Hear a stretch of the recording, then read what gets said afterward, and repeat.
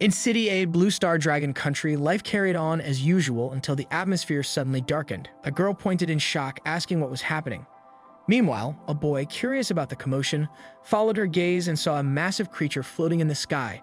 Panic spread as people screamed about an alien attack. They fled in chaos as the enormous entity loomed over the city. The sky grew darker and the giant slowly approached. Suddenly, a floating screen appeared in front of our protagonist. He wondered if everyone could see it too. It wasn't physical, but a virtual imaging technology unlike any he had seen. The screen warned him that the Mayhem world was about to open, followed by Heaven Mayhem, home to many species of monsters and beasts. In addition, the screen announces that able-bodied individuals aged 15 to 50 from all over the world will be simultaneously teleported to Heaven Mayhem. This world is teeming with giant beasts, rampant demons, and a variety of races. It's a place of constant danger and crisis, but also of treasures and opportunities. One can achieve eternal life here or perish at any moment. Rays of light begin to descend from the sky onto people aged 15 to 50, leaving them bewildered. They are soon enveloped in a shell separated from their loved ones. Meanwhile, our protagonist wonders if this is an alien invasion of their country, Blue Star sending shivers down his spine. Suddenly, the screen notifies him that this is Blue Star's only chance for redemption and wishes good luck to humanity. Global mayhem ensues. A notification appears welcoming him to Novice Village 911. Each village starts with only 1,000 residents. Our protagonist falls from the sky and crash lands inside a house, realizing this world is far from friendly. The screen then informs him that he is in a novice cabin, blessed by the heavenly way, where no one can enter without the owner's consent. It also reminds him that resting in the novice cabin doubles the recovery speed of physical strength and energy. Shortly after, our protagonist discovers that the Tiendo screen can now be accessed, functioning like a game interface. He sees another screen displaying his personal information. His name is Qin Feng, 22 years old with unawakened talent, level 1, no skills, strength at 8, agility at 9, energy at 28, and physique at 8. Qin attempts to check the public chat channel but finds he can't access it yet, speculating that he needs to meet certain conditions first. After a while, Qin gains access to the public chat and sees people panicking, believing they've been abducted. Meanwhile, Zhang Fang and Wan Chang, two of the geniuses among the 1,000 residents, discuss how battle rank isn't uniform but depends on a 4-dimensional index. They explain that raising this index can increase battle power and improve survival chances. Qin Feng checks his energy index and finds it sitting at a solid 28 points, significantly higher than the closest person at 13 points, but he's scratching his head about what exactly this index is supposed to do. Shortly after, the screen lights up with an announcement that users will awaken their innate talents based on their 4-dimensional index. These talents range from F to SSS rank, with SS or above being considered super rare. Qin instantly decides to awaken his talent and is suddenly zapped to a place full of floating balls. Drawing on his knowledge from novels, he picks out a special ball and lands the SSF rank talent Endless Extraction, which lets him activate extraction on all targets for some seriously unexpected effects. Finding the explanation too complicated, Qin decides to test the talent to understand its true potential. He learns that 787 people awakened F-rank talents, 194 awakened E-rank talents, and only 2 awakened C-rank or higher talents. Feeling lucky, he realizes Liu Xuan is the other person with a C-rank talent, Magnetic Control. Deciding to keep his SSS rank talent hush-hush, Qin stays incognito. The screen then tells them they can leave the cabin and head into the newbie village with the test starting in 10 seconds. Failing means getting kicked out. The screen starts blabbering about some upgrade tip, hunt all kinds of beasts, demons, and monsters, and suck up their energy to level up. No shit, Sherlock. Plus, they're tossing out novice weapons like candy, so Keenan grabs himself a sword. He's amazed by the Tiendo system that can stash real stuff. The sword boosts his power by 2, and when he swings it, it feels deadly. Qin figures a couple swings could drop a bull. He daydreams about supercharging his sword and decides to try his new talent on it. Qin's innate ability of Endless Extraction starts getting used and the sword starts exerting a blue aura. With the Endless Extraction being successful, Qin manages to extract the rust and residue from his novice sword, and his novice sword transforms into a fine steel sword. Qin then decides to use it again and see the effect. However, this time Endless Extraction fails as the target quality is too low and the extraction limit has been reached. However, Qin seems to be contented with his novice sword and realizes that his weapon is better than everyone else's. Qin then begins to look around the place and finds it very amazing as it is quite spacious. Furthermore, Kin sees that the others are coming out of their cabins, so he decides to go out and check out this new world as well. Although Village 911 looks very pleasing to the eye, the downside is that if the participants fail to reach level 10, they will be mercilessly eliminated. Kin notices how the Tiendo system is forcing them to go out and kill the monsters.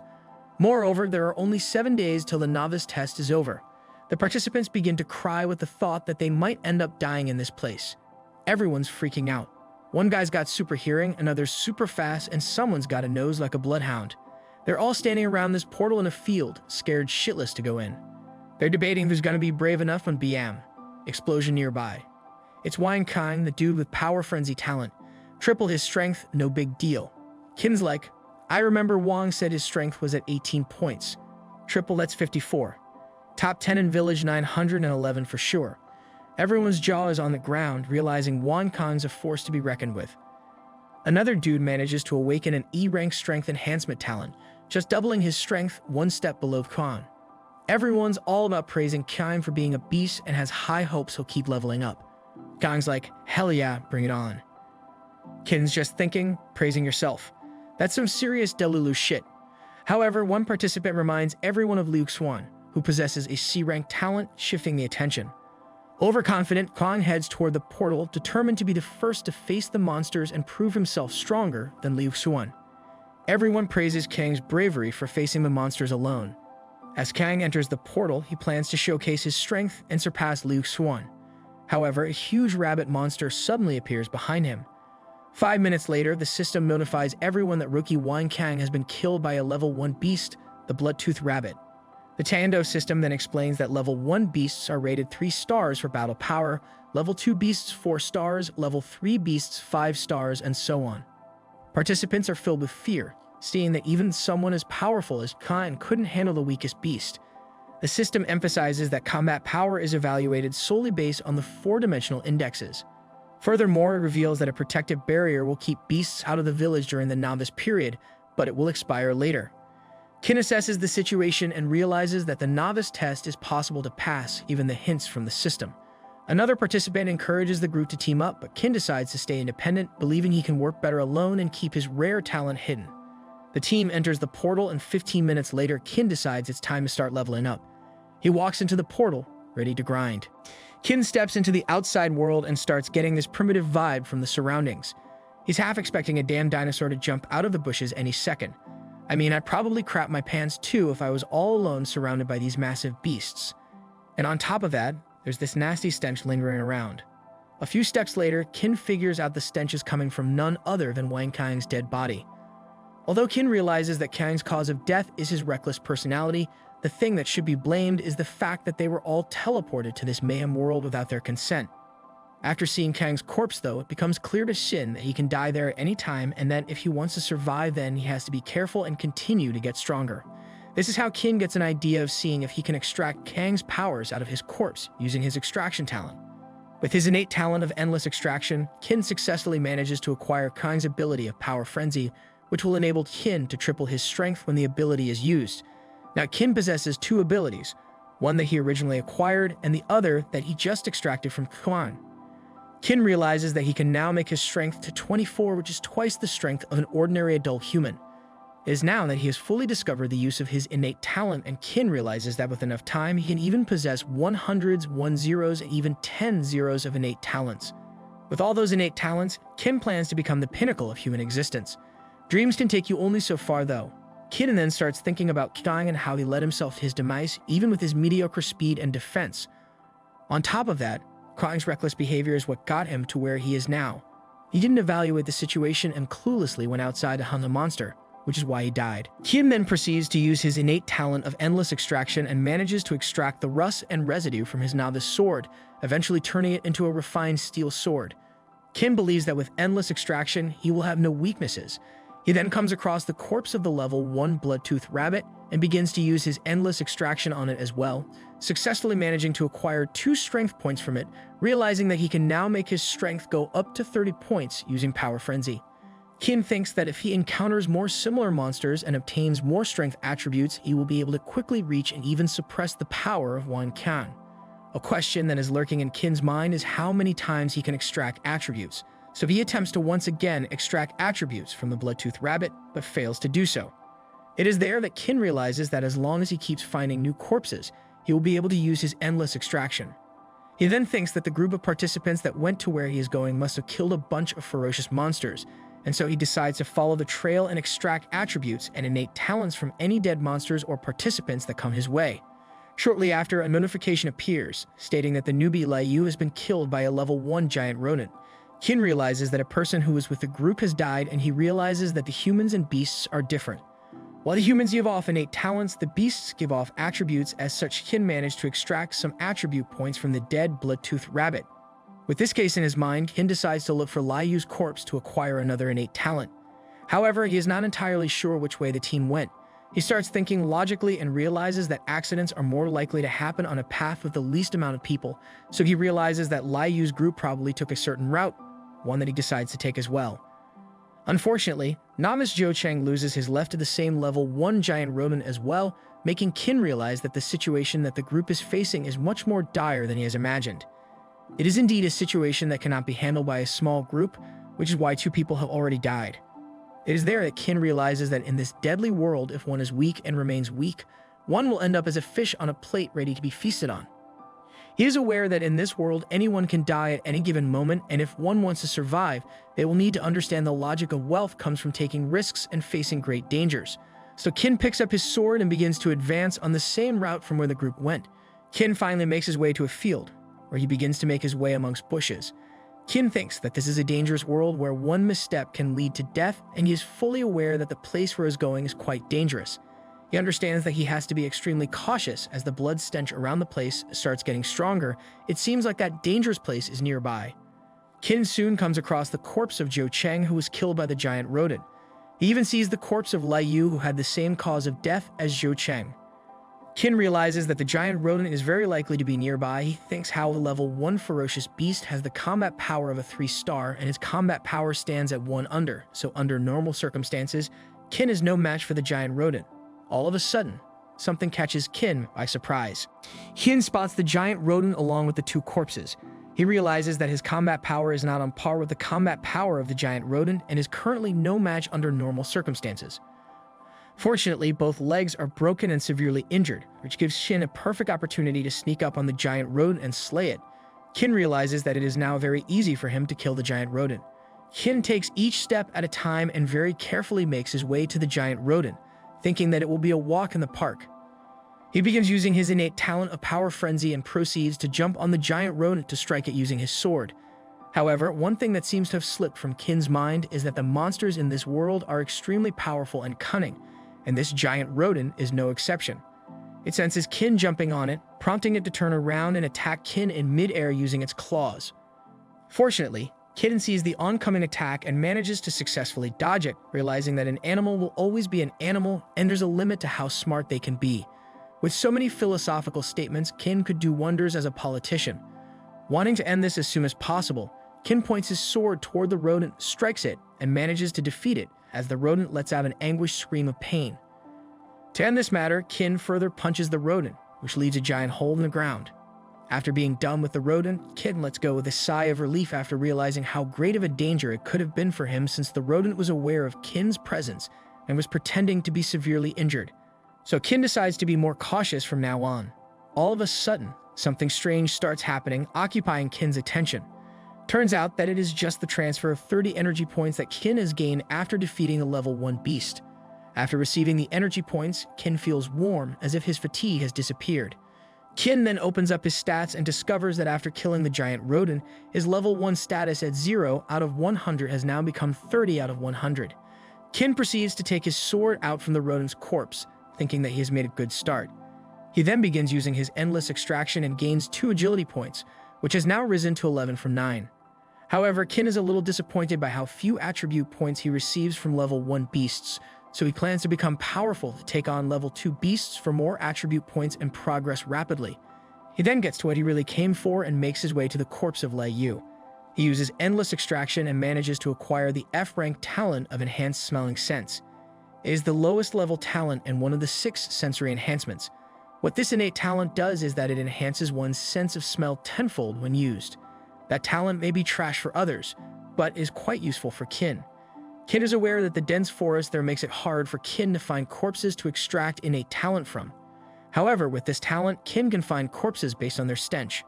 Furthermore, with this talent, he can smell the wild beasts who are in faraway places and will be able to preemptively avoid danger.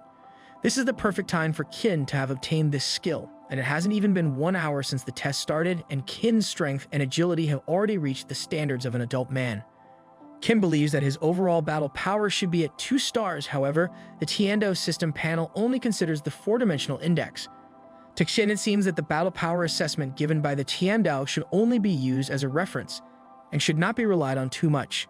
He then decides to advance while activating his newly acquired innate talent of enhanced smelling sense. With this talent, Kin can smell the entire area, and the 10 times strengthened sense of smell makes Kin feel like vomiting from all the stench he is smelling. However, Kin decides to keep himself calm, realizing that he will eventually get used to it and will be able to differentiate each of the smells. Shortly after, Kin senses a light fragrance coming from somewhere, soon realizing that it is the smell of the mud. Turns out that he is trying to get used to the smells of various things in his surroundings, as he even goes on to smell of flowers. While trying to get used to his newly acquired talent, Kin smells that there is something nearby, and he proceeds to make his way to check it out. A participant is shown to be running for his life from another giant rodent, who manages to get closer to the escapee and succeeds in taking him down. The other group members seem to be hiding in the bushes, waiting for the perfect opportunity to attack the rodent. When the giant rodent gets busy, the group leader orders to attack, and Kin manages to successfully slay the giant rodent, gaining a 30-point energy boost in his stats. One of the group members comments that if it wasn't for the boss, they would have died too. They then decide to go and kill the wounded giant rat and rush there so that someone else won't get there first. Meanwhile, Kin overhears their whole convo while hiding in the bushes and figures he better get out of there before they catch up to him, which could spell trouble. Using his enhanced speed, he bolts from the scene. Clearly, Kin's had some practice dodging, judging by how fast he skedaddles. Kin realizes that in this world of bloodshed, virtues like mercy and humility will just get you killed. As the saying goes, survival of the fittest. Kin figures you've got to do whatever it takes to survive. For over 3 hours, while the others were busting their asses trying to slay beasts, Kin is just wandering around, trying to suss out the lay of this newbie land. With this much work, Kin discovers that there are 5 types of level 1 beasts on the novice plane. The first one is the giant rodent, the second one is the bloodfang rabbit, the third one is the prairie gray wolf, the fourth is the berserk boar, and the last one is the highly venomous 9-ringed snake. We are then shown Kin extracting his 4th berserk boar. However, the extraction limit has been reached and the extraction fails. The Tiando system notifies Kin that after 3 successful extractions on the same level 1 beast, the extraction limit will be reached. Kin instantly recalls that except for the 9-ringed snake, he has already extracted other beasts 3 times. Now, Kin will have to focus on finding the highly venomous 9-ringed snakes. Moreover, a total of 7 deaths have been announced by the Tiando system over the past hours. However, Kin has only managed to find this 1 corpse that is in front of him. Realizing that compared to the attribute points of wild beasts, human talents are more difficult to obtain, Kin proceeds to use his endless extraction to acquire the innate talent of the dead guy in front of him. Kin ends up acquiring the E-rank talent of vision enhancement. As of now, Kin's strength is at 20 points, agility at 21 points, physique at 18 points, strength at 30 points, and 5 innate talents in total. Moreover, his combat power has finally reached 2 stars, leaving him with the realization that he can easily take on a level 1 wild beast on his own from now on. All of a sudden, Kin starts smelling the stench of the 9-ringed snake and quickly makes his way there. On top of that, Kin is smelling a floral smell as well. It seems to be the same fragrance that he smelled earlier. Kin assesses and realizes that the 9-ringed snake seems to be guarding a fruit, which explains the floral smell. However, it makes it certain that the fruit seems to be of extraordinary origin. Kin immediately recalls that the 9-ringed snake is the only level 1 beast that can provide the energy attribute points and finds it to be a good harvest. Kin quietly makes his way into the area and gets discovered instantly. The snake spots Kin coming its way and immediately attacks him. However, the snake seems to be attacking at a very slow speed, leaving Kin wondering if it is because it has just eaten its prey and is currently digesting it. However, this does not keep Kin away from taking his sword out, deciding that he doesn't care, so he goes on to kill the 9-ringed snake as quickly as possible. Kin makes his first attack but is unable to break through the hard scales of the 9-ringed snake. While Kin is contemplating what to do after, the 9-ringed snake turns around and flicks its tail, hitting Kin and sending him flying.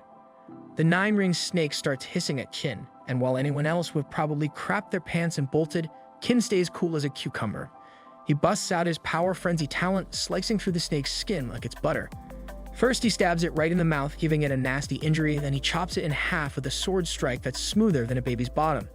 After laying the smackdown on the 9-ring snake, Kin's got 40 energy points in his pocket, just needing to whack one more level 1 beast to hit level 2. But Kin hasn't forgotten that if it weren't for that big old belly of this venomous snake, it wouldn't have been so easy to take down. He decides to slice open its gut to see what's inside, and what do you know? It's a freaking human. In this messed up world, anyone and everyone can bite the dust. The only thing that changes is how they do it. Predators snack on prey, the strong keep on kicking. That's the world's golden rule, and Kin's mulling it over.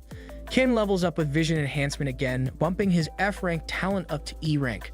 Now he's got night vision and a new skill, Eye of True Sight. Here's hoping it doesn't literally give him a third eye. With this skill, Kin can see through the nature of things. Moreover, it can analyze the details of the spiritual fruit instantly. With this skill, Kin can identify all sorts of things, which will provide a huge advantage to him in gathering resources in the future. Kin proceeds to consume the red viper fruit and obtains 8 physique points and an increase in his poison resistance by 100%. Kin realizes that this red viper fruit is a good harvest, but there is only one, leaving Kin wondering if there is any other use for this spiritual herb.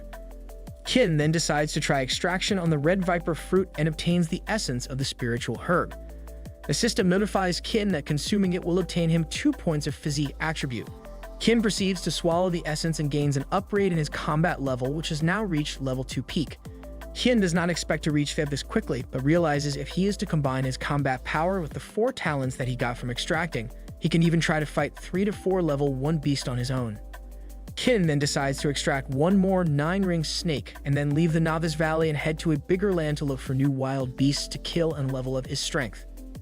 Out of nowhere, massive boulders come crashing down toward Kin, and he's thinking he's getting ambushed. But nope, it's not some sneak attack, it's a 9-ring snake slithering right at him. Kin figures out he couldn't smell it coming because of the stink from the other 9-ring snake he just offed. Just then, the other participants show up ready to take on the snake. Their boss, Leiju, a D-rank talent wielder with a knack for zapping lightning. Only 17 D-rank talents have awoken in the Novice Village, and after the death of Wan Kang, Leiju is one of the remaining 16. Kin remembers that Leiju left the village with a team of 8, but now there are only 6 left. Meanwhile, Kin uses this opportunity to use the Eye of True Sight to scan a living wild beast, a 9-ringed snake. There he discovers that it has a drop rate of 0.1%. However, these odds seem to be too difficult to be in one's favor. Shortly after, the group manages to slay the 9-ringed snake, and the group members receive their part of the energy points. This is where Kin discovers how distribution occurs if there is a squad, and realizes that the Tiando system did quite a good job encouraging people to work together. Catching Kin's eye by surprise along with others, Leiju levels up to 2, and this seems to be the first time for Kin to see a level 2 human. Kin uses his Eye of True Sight and discovers that there is a 50% chance for Leiju to survive if he fights head-on with a level 1 beast. Moreover, after doing the calculations, Kin finds out that he can easily defeat level 2 Leiju even though Kin himself is only level 1. One of the group members then begins explaining to Leiju about what had happened to Chenjun. Turns out that Chenjun was the human that Kin found inside the 9-ring snake that he killed earlier. Thereupon, a girl spots Kin and shoots an arrow that misses him by an inch, getting stuck in a tree that is just by Kin's side. The girl asks for Kin to come out, which he does so and explains that he was just passing by. The girl seems to have recognized Qin Feng as she calls out for his name. Moreover, the girl's name is Liu Yan. Leiju asks Liu Yan if she is familiar with Qin Feng, leaving Liu Yan to explain she has just seen Qin's candid pictures in the check room before. However, there are more than 1,000 people in the check room, which creates suspicion for Qin. Liu questions Qin about what he is doing alone as the place is very dangerous. Meanwhile, Qin wants them to leave early so he can extract the 9-ringed snake that they just slain. Liu then asks Leiju if Qin can join their team so he can fill up the gap for Chenjun. Leiju begins to think how it will be beneficial for him to have as many group members as possible since the gap between humans and beasts is very big. So to keep his composure as a level 2, Leiju asks Qin to show him his attributes and talent. The others start yapping at Qin to join Leiju's crew, selling him on the benefits of having a D-rank talent like Leiju in their posse. But Qin's all about that lone wolf life and he's out of there, ghosting even when Liu Yan tries to beg him to stick around. She knows Qin's forgetful, but she's hoping he doesn't end up shark bait. As the group shuffles along, they stumble upon the 9-ring snake turned into snake slices, each cut so damn precise it looks like they used a laser scalpel. On closer inspection, they figure this is the handiwork of some lone wolf player who's at least cracked level 2. According to the blood, they discovered that the snake had been slain about 15 minutes ago. They inspect further and discover more proof that only points at one thing: the 9-ring snake was killed by none other than Qin Feng. Shortly after, a notice appears stating that someone from the novice village has reached level 3 and that the top 100 leaderboard has been released. The topmost position is obtained by Liu Xuan, who is a level 3, followed by Longshan and Wen Hong, respectively, who are both at level 2. Moreover, Qin appears to be at the 47th spot in the leaderboard, as the ranking is according to the levels. This clears any doubts for Lei Ju that the snake was killed by Qin, as according to him, it can only be the work of at least a level 2. Qin then decides to go hunting as he has reached the maximum extraction possible. Thereupon, level-up rewards get announced in the form of chests, with the iron chest being the least rewarding and the divine chest being the highest rewarding chest. The first one to reach level 10 will also receive a gold chest. In the very next moment, we see Qin fighting with a silverback wolf. Discovering its weak point, Qin manages to kill the wolf successfully, making him level up to 2 and gaining 10 points each in his attributes of strength, agility, stamina, and energy.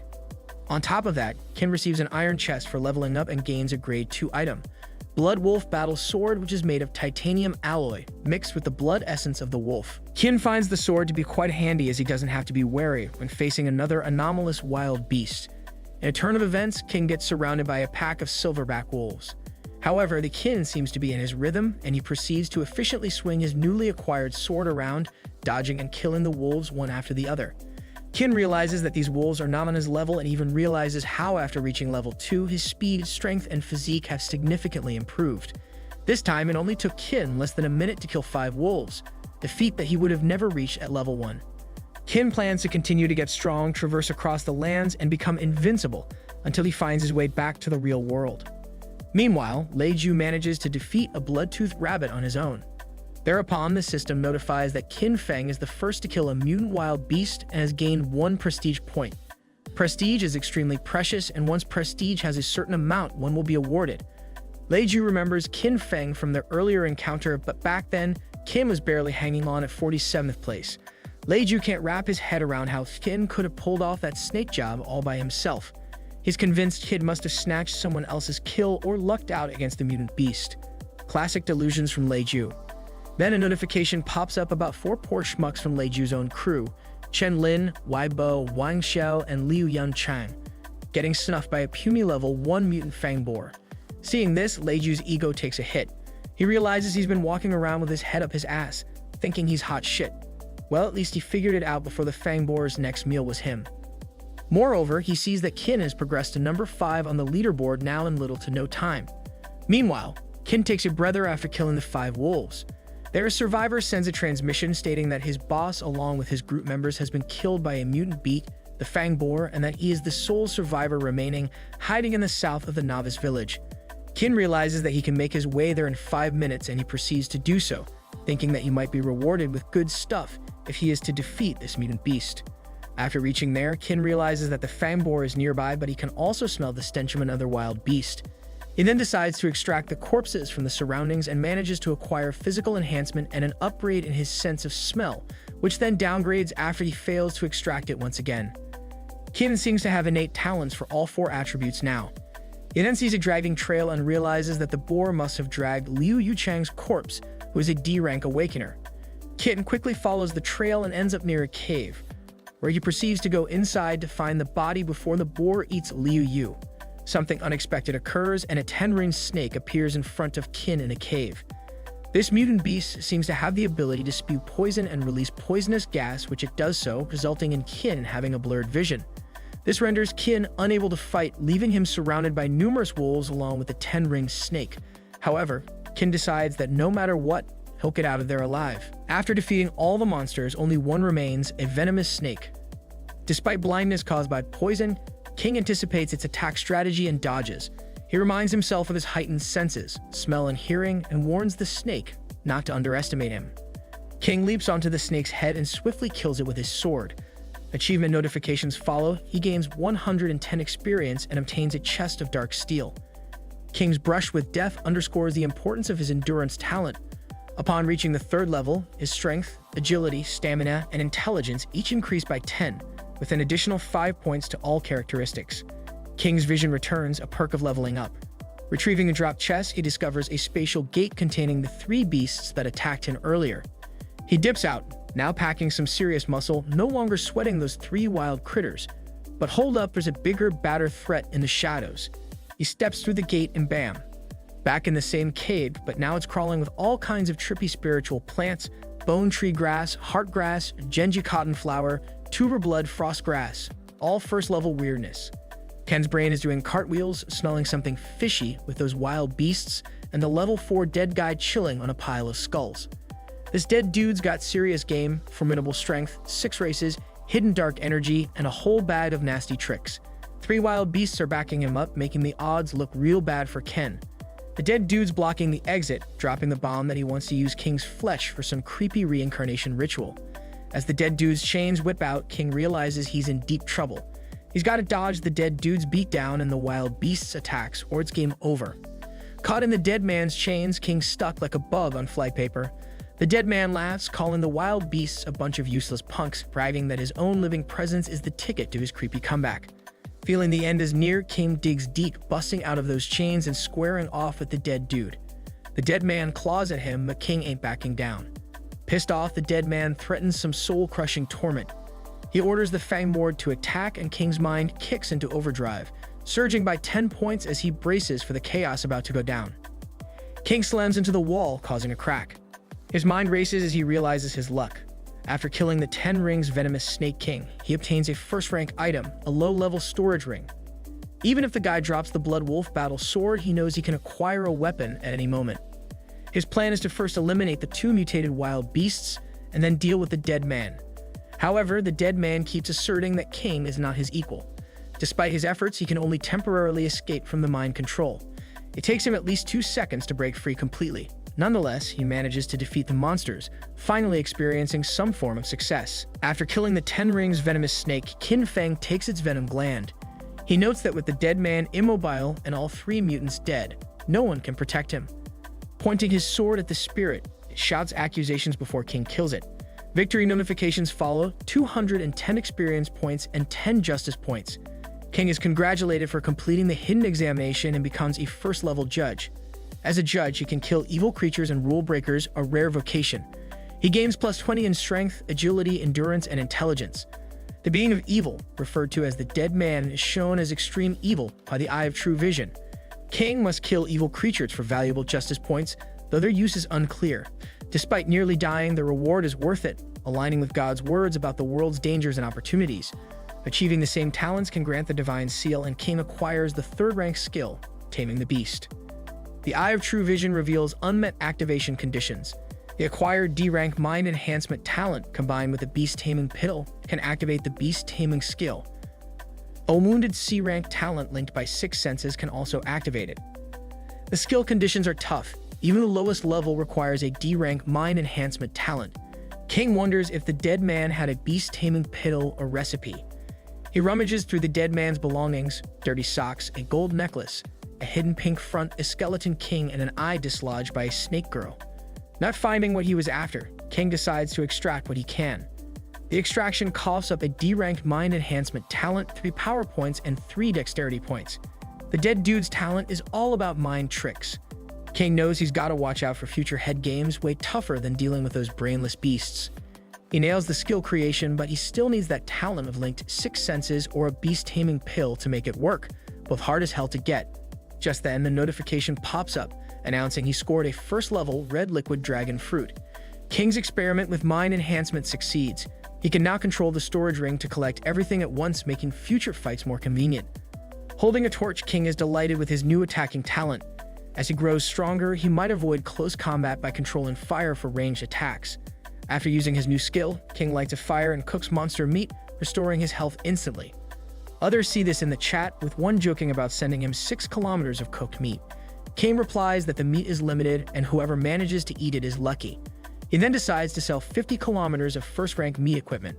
The chat's blowing up with complaints about the high price, so King decides to offload some more gear. He puts up a first-rank beginner's weapon, 3 spiritual plants, and other first-rank equipment for sale. In a savvy trade, he swaps a first-rank strength bracelet for a first-rank steel sword, which bumps up his strength by 4 points. Now he's got some extra muscle to deal with whatever comes next.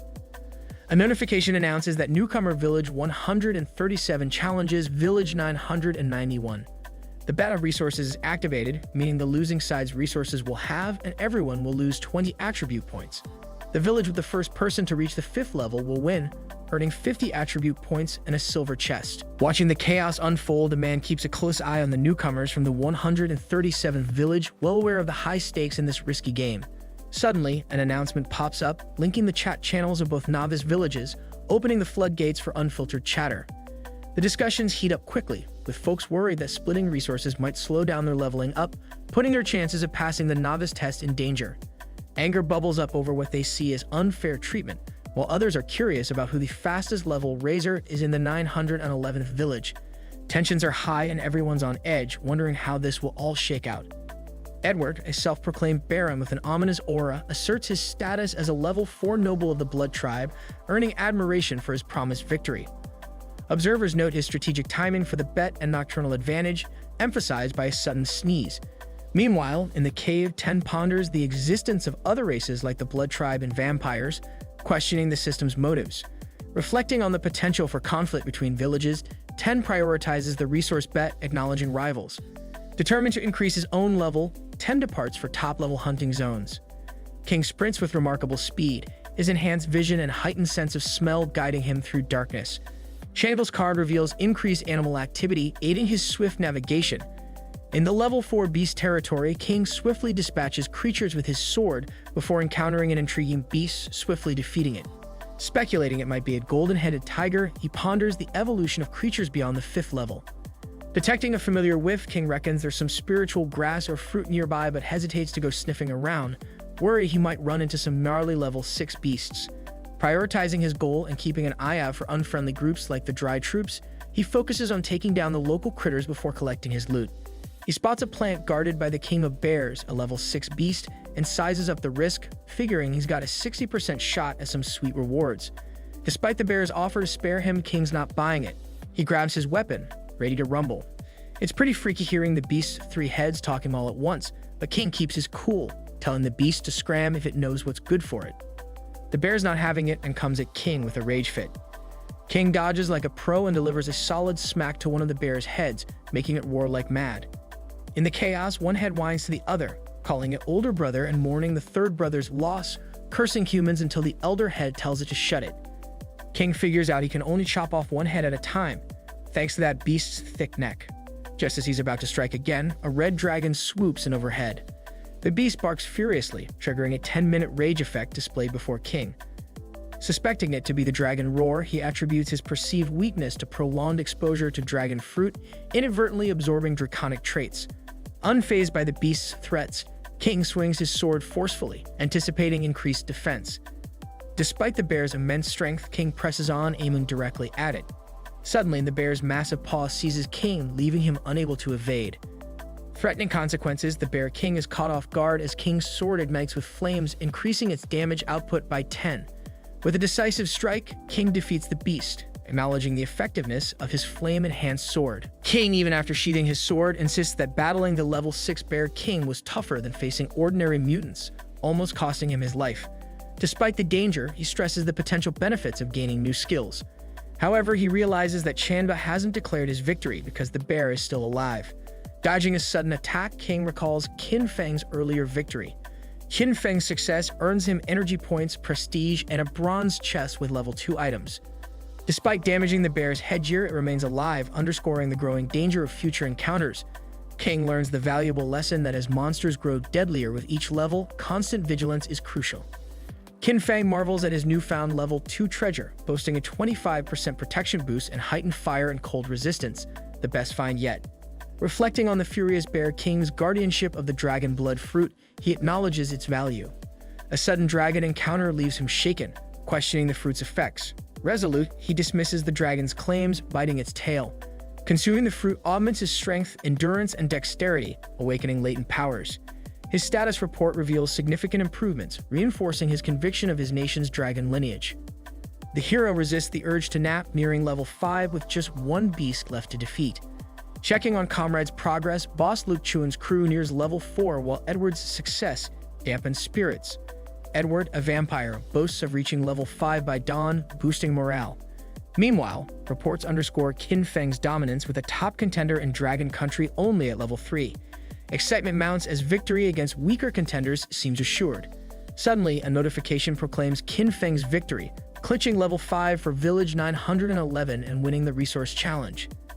Celebrations ensue, earning the village bonus points. In contrast, Village 137 faces setbacks, losing points and resources, sparking tensions and threats of revenge.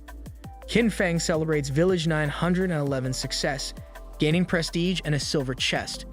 He acknowledges a threatening beast's unnoticed dispatch and vows to care for it. Amid inquiries about future bets, Qin Feng clarifies the token's limitations.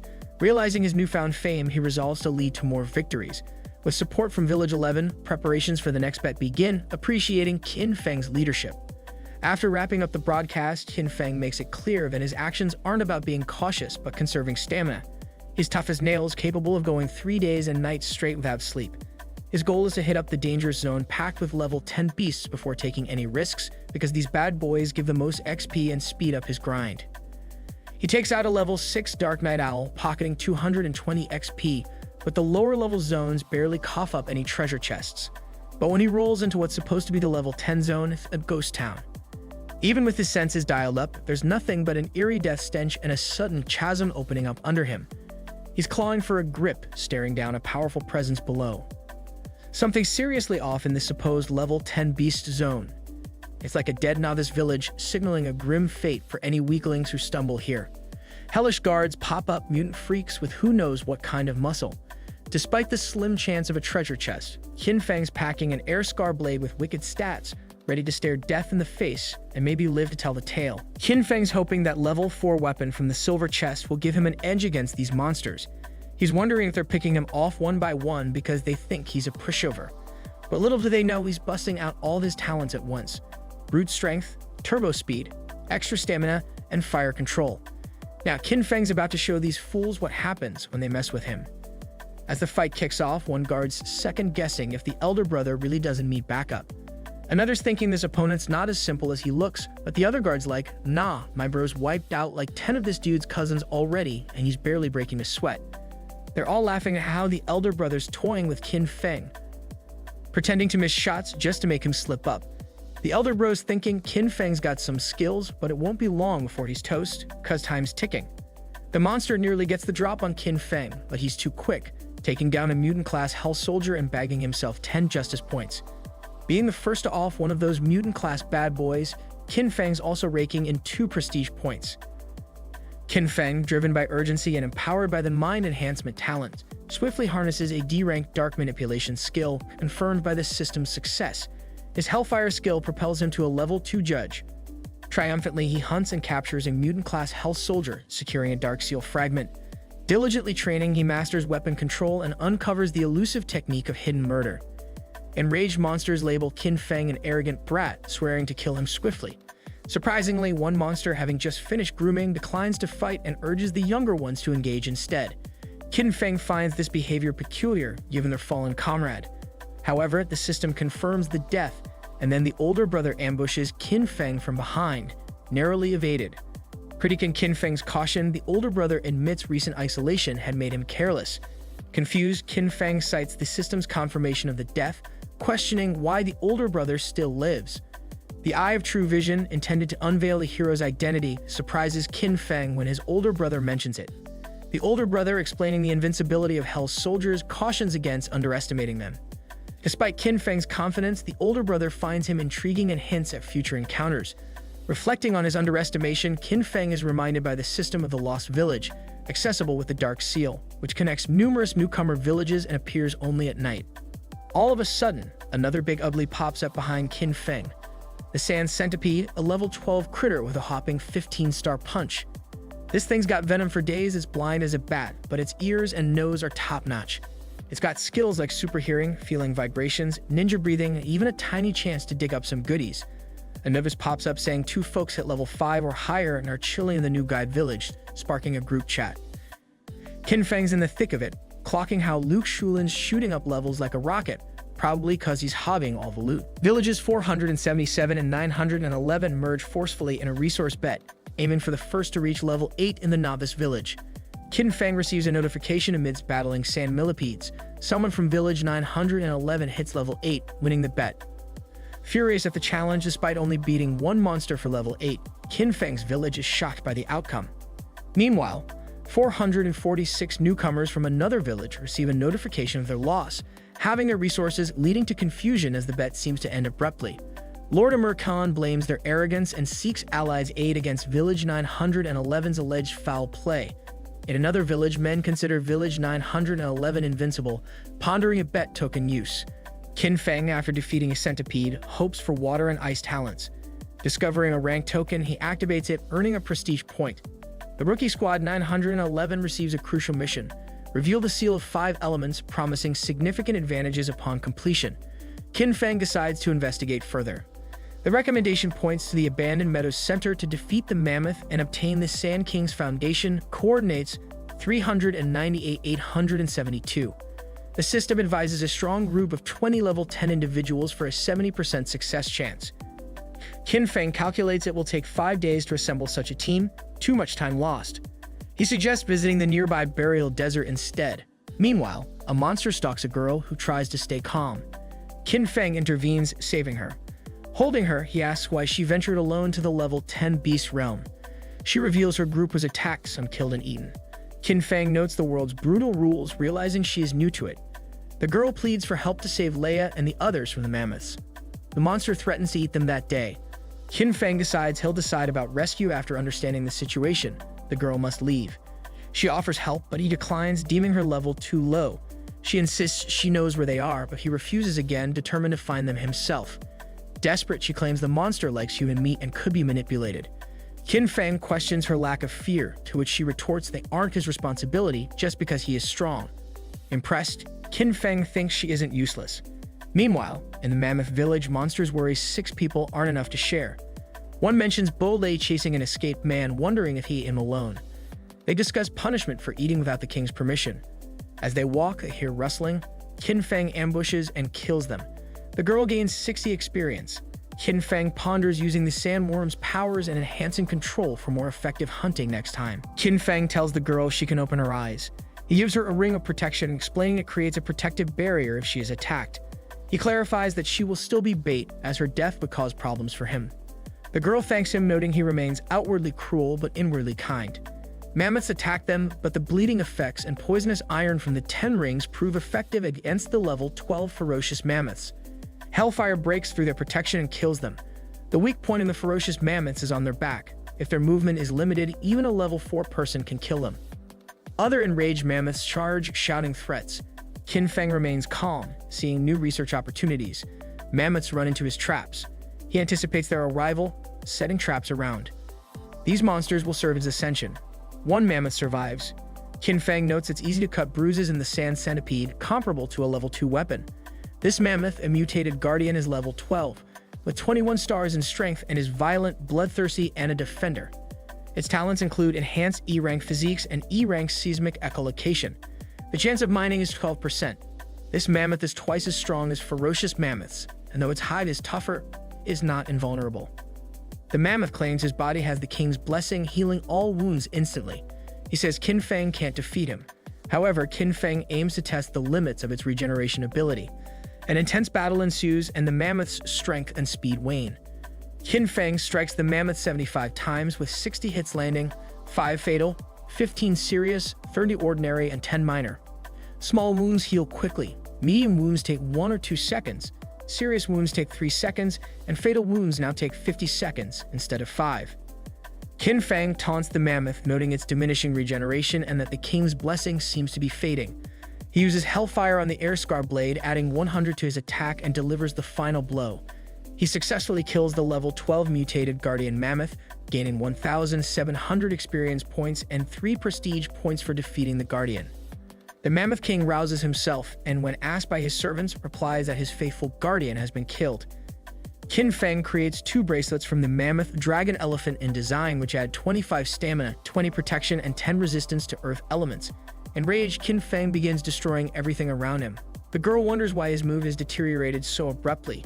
Qin Feng is angry because he couldn't extract the mammoth's regeneration ability. He then realizes he needs to find the Mammoth King to succeed. They arrive at the mammoth lair. The girl notes there are over 30 elephant heads.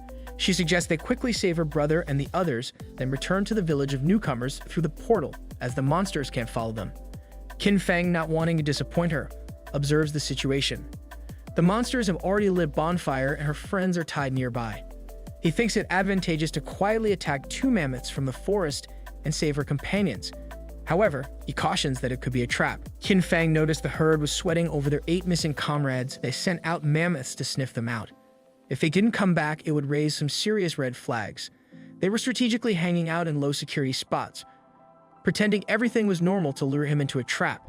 When asked about the animals' smarts, Qin Feng warned not to underestimate them. He told the girl to sit tight, stressing the danger. She wasn't backing down though, questioning the plan's effectiveness. Qin Feng insisted they'd been expecting him, setting the damn trap just for his ass. He faced off with the mammoths, called tasty by their buddies. Among whispers about his bad rep, Qin Feng owned up to his violent streak. He criticized his moves, thinking about the fallout. He argued it was all a ploy to draw him out, doubting Qin Feng's plan to take him down right then and there. The king acknowledges Qin Feng's worth, offering him a position of respect and privilege. Qin Feng, surprised, questions the king's motives but seeks clarification first. He queries about fantastical abilities attributed to heroes in other realms, suspecting the king's ignorance. The priest dismisses such claims as mere rumors, affirming divine power over cataclysmic events. Disillusioned, Qin Feng realizes the king's limitations and draws his sword, declining the offer unless defeated. Meanwhile, in Village 446, Amir Khan contacts Mr. Miyamoto. Mr. Miyamoto asks if it's urgent. Amir mentions hearing about a newcomer from Village 911 who's exceptionally skilled at leveling up quickly. This newcomer from the Land of the Dragon could become #1 in no time. Many squads are eager to befriend him. However, allowing a resident of the Dragon Country to rise in rank might cause issues for residents of the P Country later on. Amir believes in Mr. Miyamoto's power, who mentions receiving 5 direct calls already. One of Miyamoto's team members hears that the newcomer, despite losing to the hero, now seeks a place of his own. Mr. Miyamoto, with his powerful talent, is confident he can surpass this hero easily. These people seem to have ulterior motives. A player advises Mr. Miyamoto to be cautious, but he dismisses it, saying it's not important, they can do as they wish. An emergency announcement interrupts, stating that a bet has been initiated in Novice Village number 5, involving a branch of Novice Village 911. The bet concerns resources.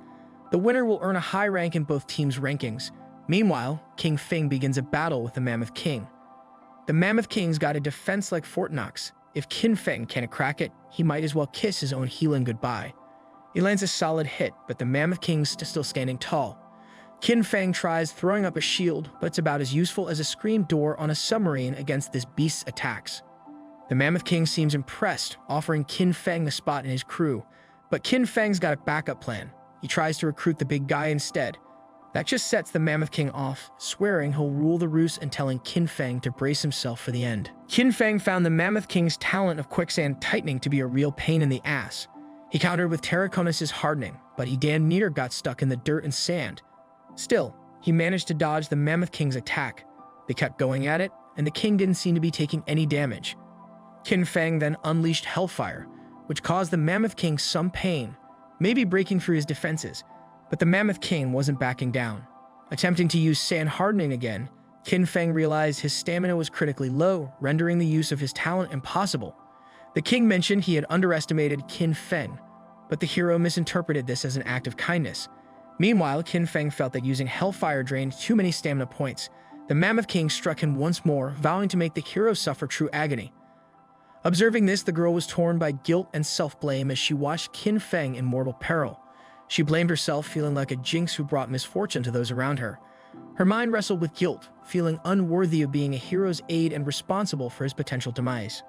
Overwhelmed by guilt, Liu Yan recalled Qin Feng's warning during battle that if she didn't calm down, death awaited her.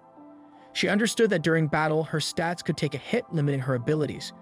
Normally, rest or food could restore them, but in urgent situations, spiritual plants or fruits were needed for an instant boost. They had to be used right away or their effectiveness would diminish. Realizing that spiritual plants and fruits could aid Qin Feng, Liu Yan urgently requested help. She conveyed the message that she was with Qin Feng, who was engaged in a challenging battle with a bet on resources. Understanding the urgency, questions flooded in. Concerns arose about their boss's safety and whereabouts. Some questioned how Liu Yan could prove her sincerity. One suggested having Qin Feng himself confirm her message. Amidst the chaos, someone commented on the apparent irrationality of those in charge. Liu Yan stressed the seriousness of the situation, admitting she couldn't hide the truth any longer. She urgently appealed for help for Qin Feng, fearing the consequences if he were to perish, risking their chances against the Japanese pirates in the resource challenge. Concerns were raised about Liu Yan's absence, prompting their team to mobilize for immediate assistance. Soon, Qin Feng began receiving messages detailing the support he was getting.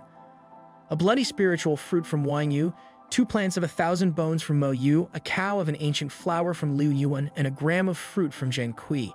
Downing these offerings, Qin Feng regained his strength, stamina, and agility, becoming noticeably fiercer in his assault against the Mammoth King. With renewed vigor, Qin Feng executed his plan to decapitate the Mammoth King with a single strike, finally defeating him and claiming the core of the Earth element. For taking down the level 12 Mammoth King, Qin Feng's class earned 4,000 experience points, along with the mission item, the core of the Earth element. Qin Feng's village, Beginner Village 911, is buzzing with life, but the loss of their king has the villagers fired up like a dragon on payday. They're dead set on avenging their fallen leader, ignoring Qin Feng's warnings against acting out. At level 9, with a class level of 2 and a judge reputation of 10, Qin Feng's stats are straight up impressive. Power 230, rank D, Dexterity 256, rank D, Stamina 217, rank D, Poison Resistance and Energy 274. His intelligence is D rank, with senses so sharp they could spot a ninja in a haystack. He's a real pro in fire, telekinesis, and darkness control, packing abilities like Blood Evolution and Infinite Extraction. His skills are the Bomb, True Eye, Hellfire, Magic Crystal Protection, Regeneration, and Beast Control, all powered by a force grading of 23 stars. Facing down these rebellious mammoths, Qin Feng is ready to flex his muscles.